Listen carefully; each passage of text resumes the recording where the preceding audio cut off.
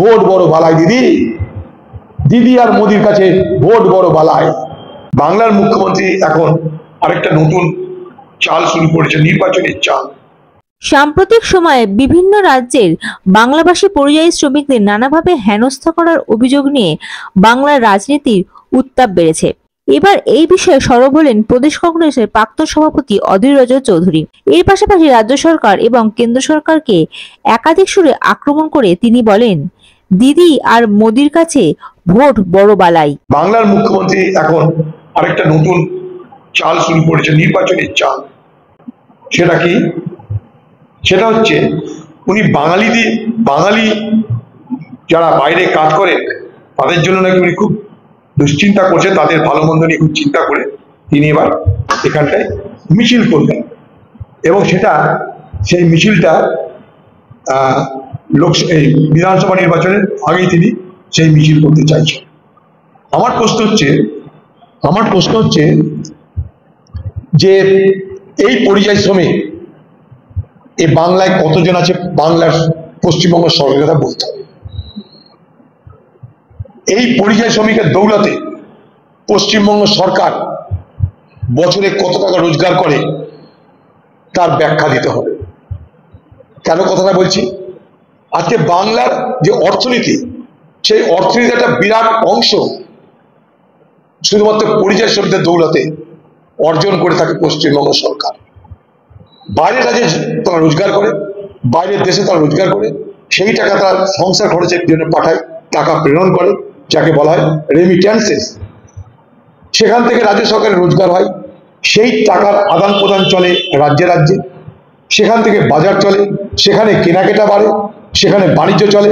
এই বিপুল পরিমাণ টাকা বাইরে থেকে আসছে বলে রাজ্য সরকারের কত টাকা লাভ হচ্ছে আমরা কেউ জানি না। আজকে অবাক হয়ে যাবেন, কেরলে এত শ্রমিক বাইরে থাকে বিদেশে, তাদের পাঠানো টাকায় কেরল রাজ্যের যত রোজগার তার 70% পুষিয়ে যায় বাইরের দেশে পাঠানো সেই কেরলের শ্রমিকদের অর্থে। সেরকম পশ্চিমবঙ্গেও আমাদের যত রোজগার পশ্চিমবঙ্গ সরকারের, এই যে লক্ষ্মীর ভান্ডার, কন্যাশ্রী, যুবশ্রী, তার কত টাকা এই পরিযায়ী শ্রমিকদের অর্থ প্রেরণের মধ্যে দিয়ে পাওয়া যায় তার খবর আমরা জানি না। কারণ কি জানেন? আমি তার জন্য বহুদিন ধরে দাবি করছি, পশ্চিমবঙ্গ সরকার একটা পরিযায়ী শ্রমিকদের জন্য একটা আলাদা মন্ত্রক খুলুক, পরিযায়ী মন্ত্রী হোক, সেই মন্ত্রকের নাম হোক মিনিস্ট্রি অফ মাইগ্রেটরি লেবার। কারণ এত লক্ষ লক্ষ লক্ষ লক্ষ পরিযায়ী শ্রমিক বাইরের রাজ্যে আছে, বাইরের দেশে আছে, তাদের কোনো ঠিক ঠিকানা আমরা জানি না। তারা জেল খাটছে, তারা অত্যাচারিত হচ্ছে, তাদেরকে ধাক্কা দিয়ে বার করে দেওয়া হচ্ছে। আমি গতকাল রাষ্ট্রপতিকে চিঠি করেছি যে এই সমস্ত পরিযায়ী শ্রমিকদের বিষয়ে ভাবনা চিন্তা করা উচিত। কিন্তু এই পরিযায়ী শ্রমিক বাংলায় ভোটের রাজনীতি শুরু হয়ে গেল।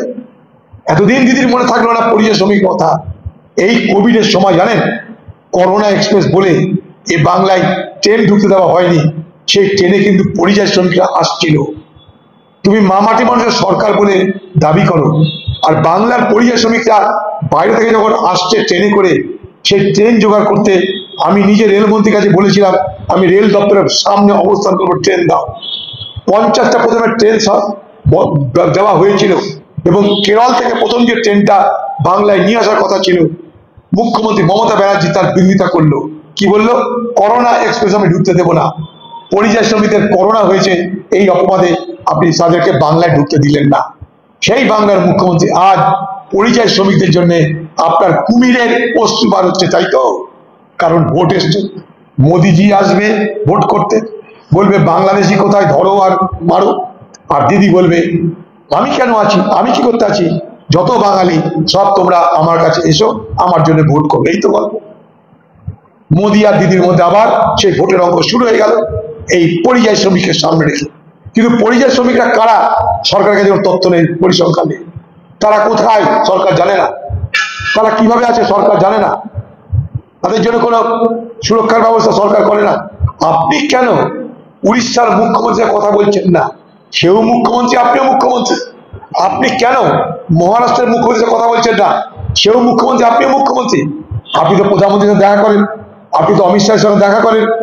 তাহলে তাদের সঙ্গে যদি দেখা করতে পারেন, তাহলে আপনি উড়িষ্যার মুখ্যমন্ত্রী, মহারাষ্ট্রের মুখ্যমন্ত্রী, ভারতবর্ষের যে যে রাজ্যে পরিযায়ী শ্রমিকদের বিপদ হচ্ছে, সেখানকার মুখ্যমন্ত্রী কেন সরাসরি কথা বলছেন না? প্রশ্ন আমার। এই কাজ আমি করেছিলাম উত্তরপ্রদেশ যখন যোগীর সরকার, আমি যোগীজির সঙ্গে দেখা করে দাবি করেছিলাম উত্তরপ্রদেশ যখন বাঙালিদের অত্যাচার না হয়, তখন এই তৃণমূল এই পশ্চিমবঙ্গের মুর্শিদাবাদে প্রচার করলো, অধীর চৌধুরী বিজেপির সঙ্গে হাত মিলিয়ে নিয়েছে, যোগীর সঙ্গে মুলাকাত করেছে। সেদিন আমি পরিযায়ী শ্রমিকদের রক্ষার জন্য গেছিলাম। আপনি রাজনীতি করেছেন, আমরা রাজনীতি করছি না, দাবি করছি পরিযায়ী শ্রমিকদের পাশে থাকার জন্য পশ্চিমবঙ্গ সরকার আজ পর্যন্ত কি কি করেছে। আমি নিজে নাগাল্যান্ড থেকে 24 জন পরিযায়ী শ্রমিক যারা মারা গেছে তাদের ডেড বডি আনিয়ে মালদা পৌঁছে দিয়েছি, তাদের পরিবারকে 10 লক্ষ টাকা করে ক্ষতিপূরণের ব্যবস্থা করে দিয়েছি। খোঁজ নিয়ে দেখুন আপনারা, পশ্চিমবঙ্গে পরিযায়ী শ্রমিকদের জন্য ভোট হয়, পরিযায়ী শ্রমিকদের সময় ঈদে বকরিদে সেই পরিযায়ী শ্রমিকদের জন্য আলাদা ট্রেন ব্যবস্থা হয় না। আমাদেরকে বলতে হয়, আপনি তো রাজ্যের মুখ্যমন্ত্রী, ট্রেন ভাড়া করলে কি হয়? আপনার তো অর্থ আছে, ট্রেন ভাড়া করে নেবেন, রমজানের মাসে বকরিদের মাসে তারা নিজের নিজের জেলায় আসতে করেন না। এখন আপনার চোখ দিয়ে কুমিরের অশ্রু ঝরছে, কুমিরের কান্না হচ্ছে পরিযায়ীদের জন্য, তাই তো? ভোট বড় বালাই দিদি, দিদি আর মোদির কাছে ভোট বড় বালাই। Bureau report ND Bangla news. সবার আগে সব খবর, সঠিক খবর পেতে ফেসবুক পেজটি ফলো করে এবং ইউটিউব চ্যানেলটি সাবস্ক্রাইব করে রাখুন আর শেয়ার করতে ভুলবেন না।